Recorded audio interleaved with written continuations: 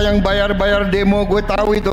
Kalimat itu mungkin hanya berlangsung beberapa detik, tetapi dalam psikologi politik, satu kalimat seperti ini mampu mengubah cara masyarakat memandang sebuah demonstrasi. Pasca demonstrasi Juni 2026 yang berlangsung di berbagai daerah, Presiden Prabowo menyatakan bahwa ia mengetahui siapa pihak yang membayar aksi demonstrasi. Ia juga menyebut bahwa ada peserta aksi yang tidak memahami tujuan demonstrasi dan hanya ikut karena dibayar. Terlepas dari benar atau tidaknya klaim tersebut, psikologi politik mengajarkan bahwa pidato seorang pemimpin bukan hanya menyampaikan informasi. Martha Kotham menjelaskan bahwa komunikasi politik berfungsi membentuk persepsi masyarakat terhadap realitas politik. Sementara Paul Clinton menunjukkan bahwa bahasa politik bukan sekedar mendeskripsikan kenyataan, tapi juga membangun cara publik memahami siapa yang dianggap sah, siapa yang dipercaya, dan siapa yang dipersoalkan. Lalu mengapa pernyataan seperti ini begitu cepat menarik perhatian? Daniel Kahneman menjelaskan bahwa otak manusia lebih sering menggunakan sistem satu, yaitu cara berpikir yang cepat, intuitif, dan emosional. Narasi yang sederhana seperti adanya pihak yang membayar demonstrasi lebih mudah diproses dibandingkan penjelasan yang kompleks mengenai faktor ekonomi, kebijakan, atau dinamika sosial.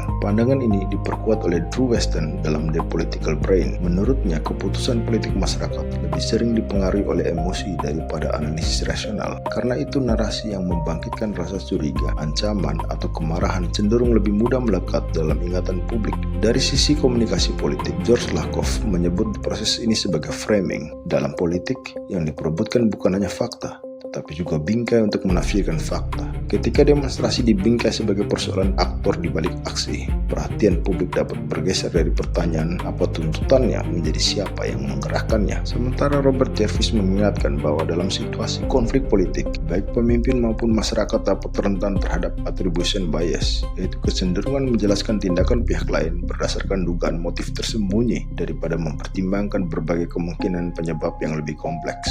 Karena itu dalam demokrasi, persepsi publik sebaiknya dibangun di atas bukti, bukan hanya asumsi. Perebutan kekuasaan tidak hanya terjadi melalui kebijakan, tapi juga melalui bahasa. Karena itu warga negara yang kritis tidak cukup bertanya apa yang dikatakan seorang pemimpin, tapi juga bagaimana kata-kata itu membentuk cara kita memahami realitas politik.